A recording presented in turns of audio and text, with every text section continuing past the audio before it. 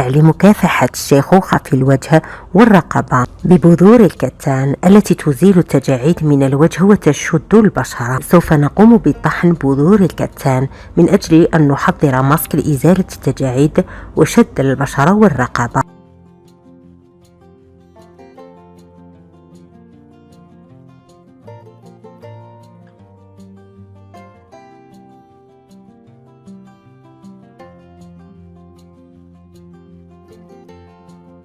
نضع مطحون يعني مسحوق بذور الكتان في إناء قابل للطهي.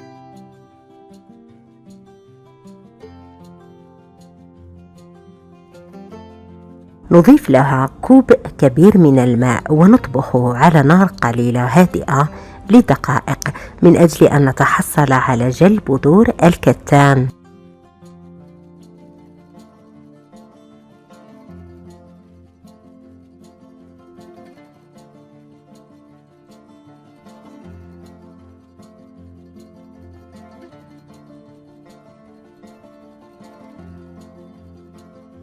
نستمر في التحريك.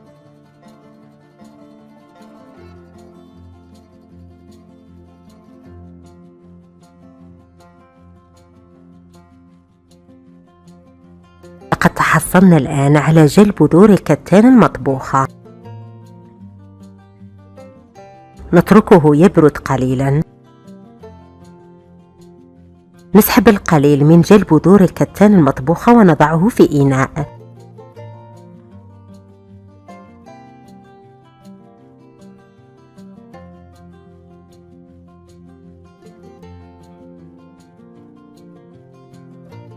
نضيف له القليل من مطحون الأرز مقدار 3 ملاعق كبيرة من الأرز المطحون.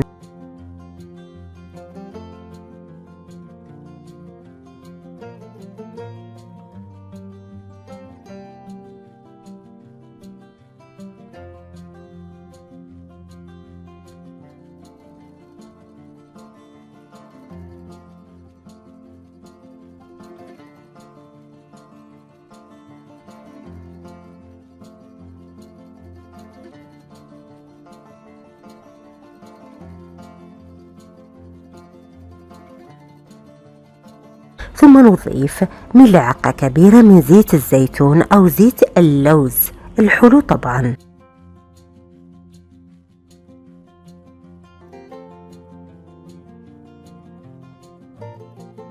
نضيف ملعقة كبيرة من العسل الطبيعي الأصلي طبعا. العسل مضاد للشيخوخة ويزيل التجاعيد من البشرة.